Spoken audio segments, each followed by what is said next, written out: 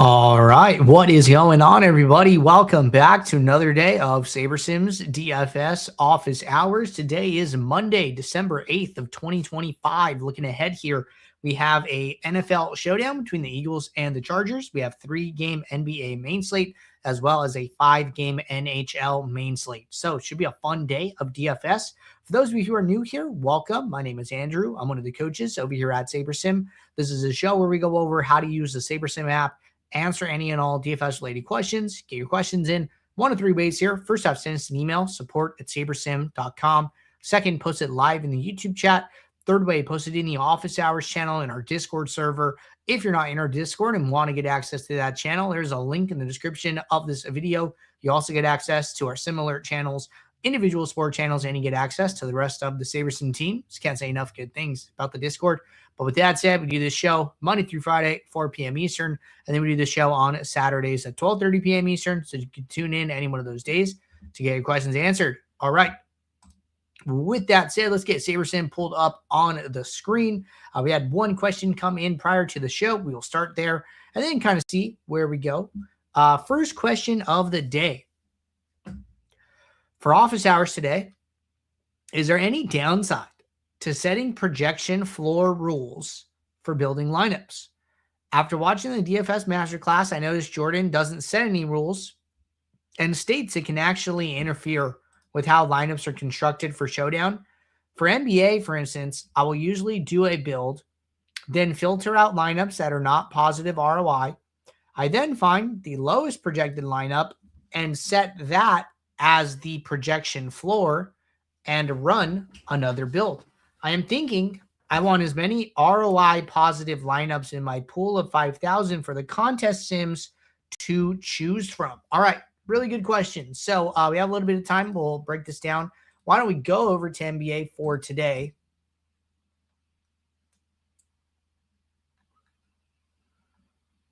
And we got a 3-game slate tonight. We are going to make a couple updates to our change to projections so we can generate some lineups. I'm just going to build 500 here. And then I'm going to go into the contest tab while that runs and turn on a contest sim. And we'll just use the flagship contest for this demo.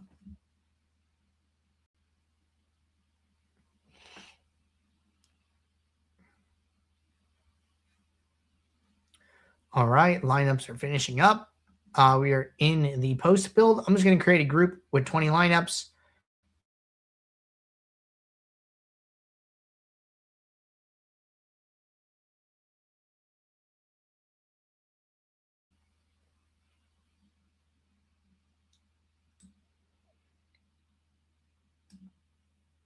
And we are just waiting for this contest sim to run, which it has just finished. So let's see if we can diversify. All right, cool. So we have our lineups here, right? Now, I think there is one flaw in this logic. I think the flaw is that you're assuming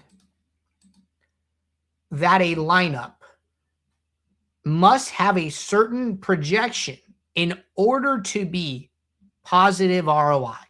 Okay, I think that is the one thing I want to kind of zone in on here, because I don't think that's true, right? And I think you're going to see lineups with different constructions that are both positive ROI. So here, I think this is probably our best example. Let's bring in the ROI onto the screen here, right? So, okay, so we have 2 lineups at the top of our portfolio. This is a simpler example. There are definitely more extreme versions of this, but I think this gets the point across. Excuse me. So lineup 1 here, right? 248 projection, positive sim ROI. Lineup 2, 251 projection, positive sim ROI. Now, to me, what I notice is that the lower projected lineup has lower ownership, and the higher projected lineup has higher ownership. Okay. So the way I typically think about like positive ROI is kind of on like a spectrum here. And I'm just gonna write this. That's not what I wanted. No.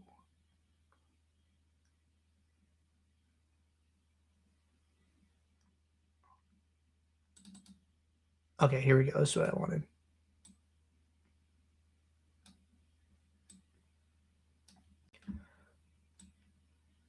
So this is like here, I'm gonna put some titles on these. So we're gonna say like on the bottom is like projection.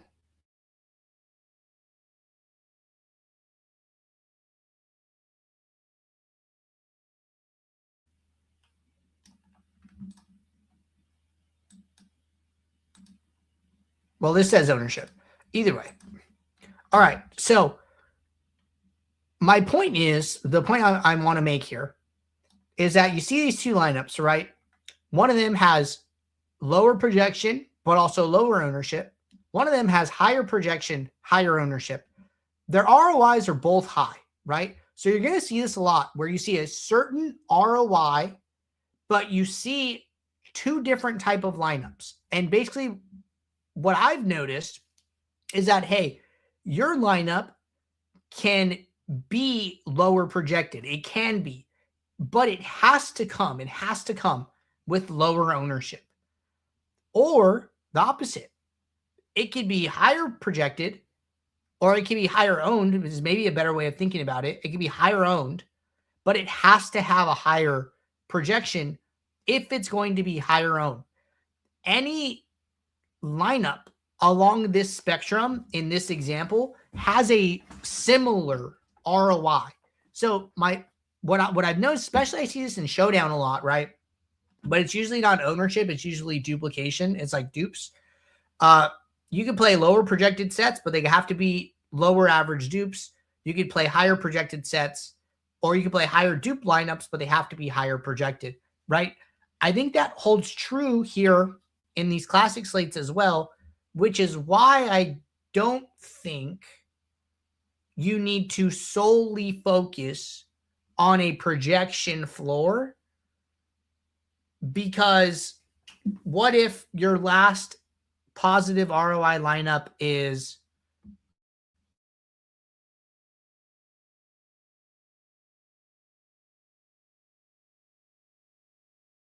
maybe there just weren't any lineups that were kind of generated that could have been positive ROI for that threshold.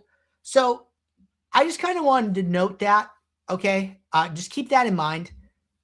Now, as far as like setting a projection floor goes, right?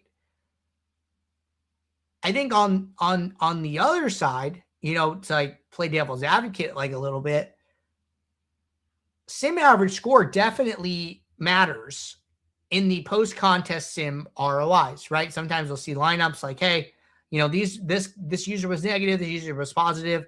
A lot of their stuff looks the same, except this other user, their sim average score is a lot lower. It's like 5 points lower on average, right? So they're just playing lineups that aren't projected well enough, right? That would kind of be a reason for setting a projection floor, right? So I think my first point was that you shouldn't solely base your decision on the lineup's projection.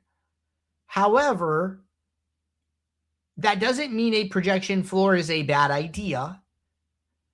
And if you are going to cut lineups out of your pool that are below a certain projection, I'm a big advocate for not wasting lineups in your pool, right? You want as many lineups in your pool that you're willing to play as possible. That doesn't mean, well, how do I say this? So if you know you want a certain projection, you should just set it as a rule. That way it always gets used, right? To kind of come full circle, just because you set the floor doesn't mean you're not going to have any negative ROI lineups now, right? If 240 was your lowest positive ROI, well, you could have a 245, but maybe it's too high owned now, and now it's negative again, right? I think that's the important part. Is like, just because you set 240 doesn't mean you're not going to have negative ROI lineups above that, right? Because the 240 maybe had 150 ownership, the 245 has 250 ownership, and now that's way too high, right? The ownership is just way too high for this level of projection. So it's always kind of a balancing act. And I don't think solely setting the floor will like solve the problem. But if you're like, hey, projections matter in NBA, I want to have a floor, I think that's okay, right? What a floor really does, in my opinion, is it protects you against ownership variance, right? Like, hey, the builder is judging this lineup at these ownerships. Well, what if DiVincenzo comes in at 40? What if Gillespie comes in at 50? What if Mathurin comes in at 25, right? What if these, ownership varies, right? What if these ownerships are different? Well, lower projected lineups, their ROI is a lot more sensitive to ownership projection changes, right? To the difference in actual versus projected ownership. They are more likely to go from positive to negative quicker based on smaller movement in ownership, right? So that is a reason for kind of cutting or setting a floor, is like, hey, the higher projected lineups are a little bit more resilient in terms of ownership shifting. Maybe I just want to focus on those, right? I think that is like a totally okay and reasonable line of logic, right? So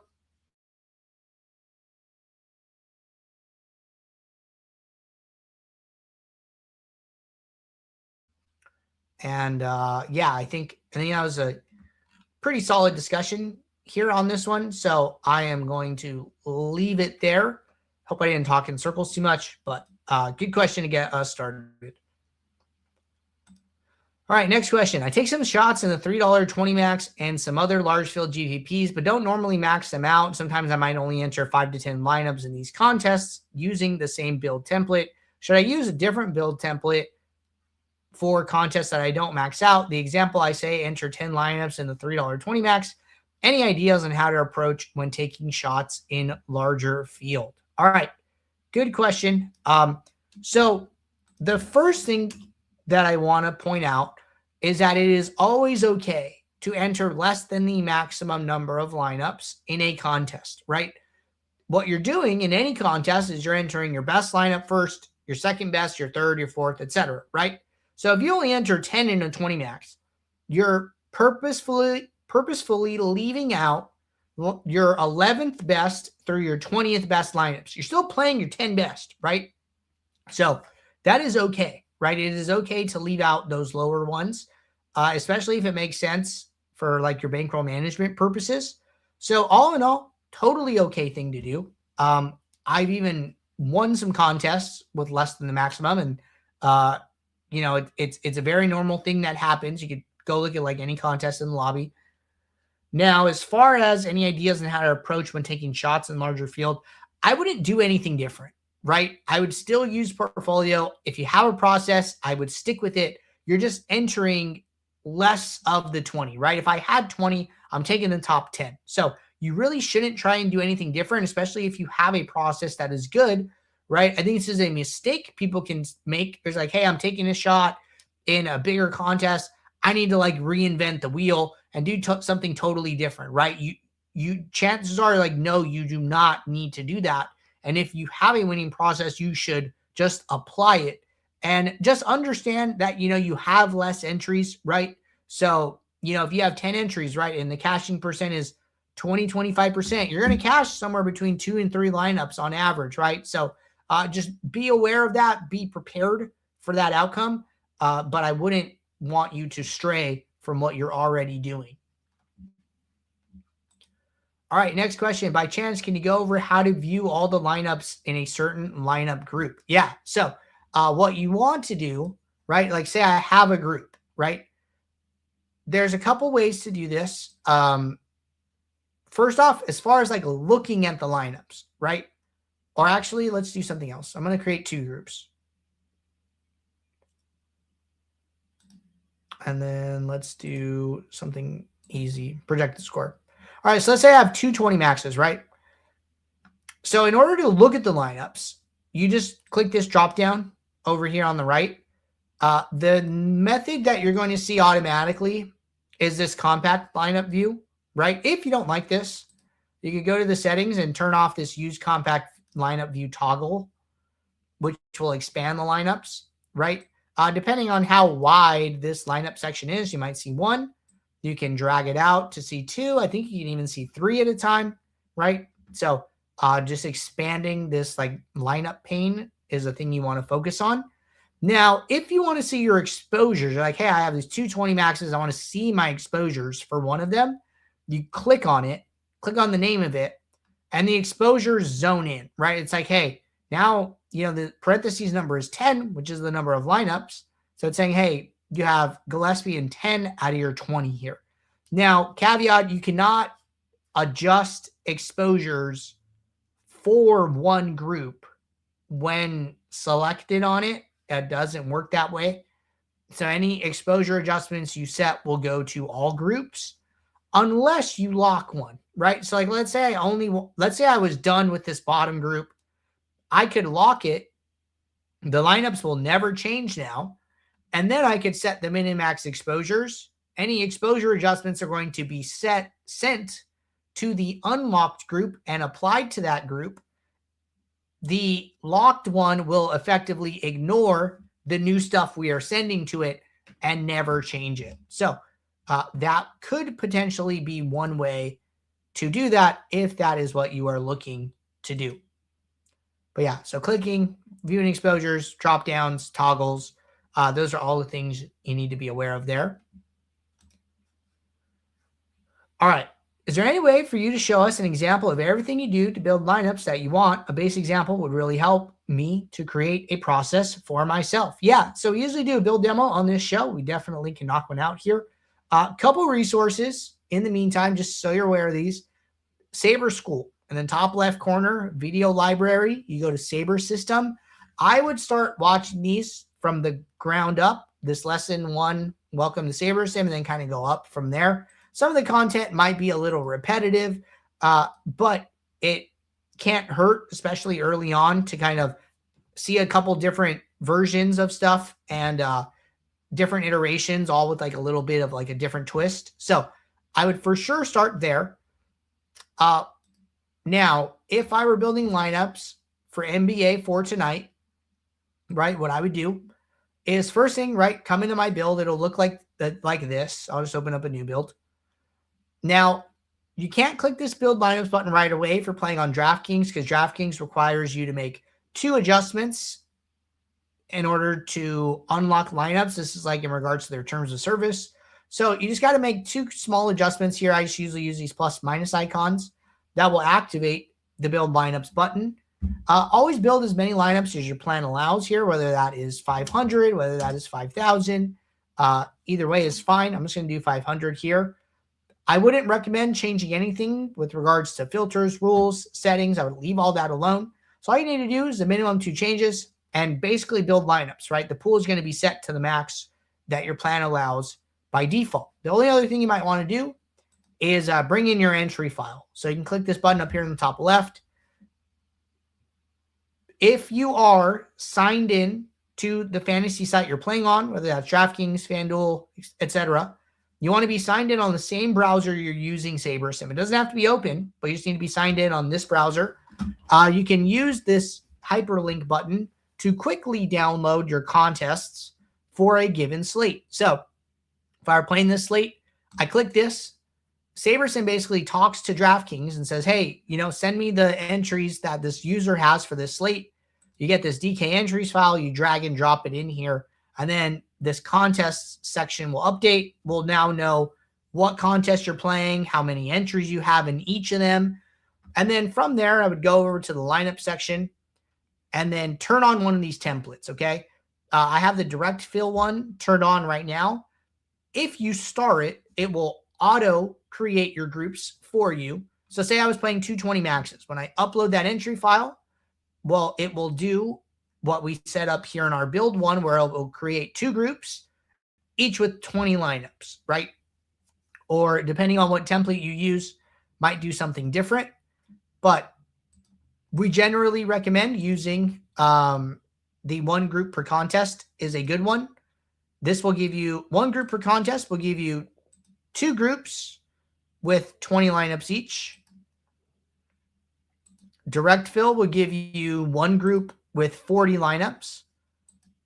And then the last one, all contests in 1 group, will give you 1 group with only 20 lineups, where it uses the same 20 in each contest. So I personally think direct fill is a very good introductory template.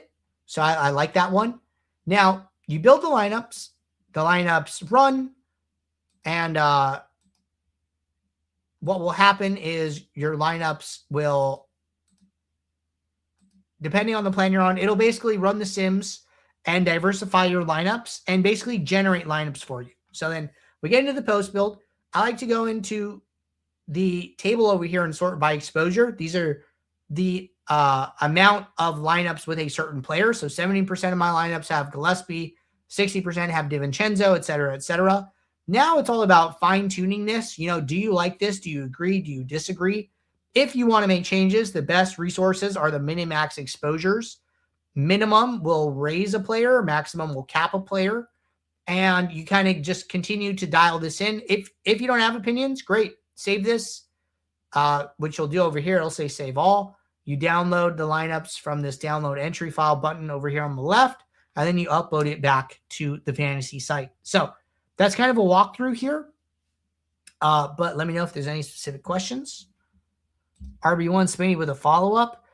Fill process when using the default template, my small field SAT groups is located toward the bottom of the template, and this might be getting the lower ROI lineups if I'm understanding the fill process. So what happens is SaberSim auto sorts your groups by dollar per entry.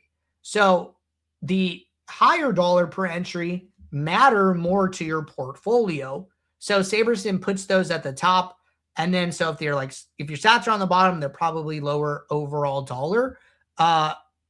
If you are concerned about what lineups are going into those, I think you can turn off this avoid duplicates across lineup groups toggle.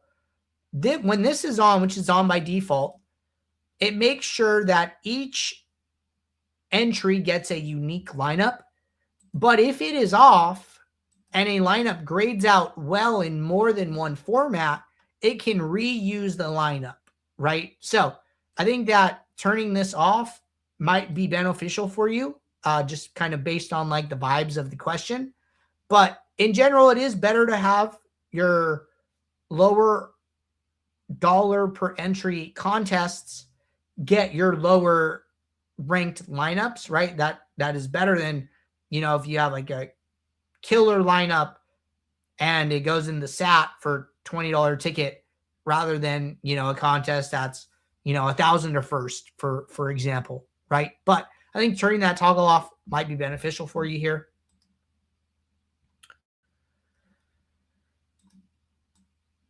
One more from Black Mamba. By chance, can you go over the best way to do a research build? Yeah, so we don't really recommend these anymore. This is like a probably 3-year-old concept that we used to kind of talk about in a very earlier version of SaberSim. But I still think you can learn from your build, right? So like honestly, what I would do is I would just open a build, run it with the minimum required changes. And then I would basically look at your build at different percentages, right? So like, let's say I have 500 lineups. Okay. What does the top 1% of my pool look like, right? What are the top 5 lineups? What are the exposures, right? Diversify, analyze those.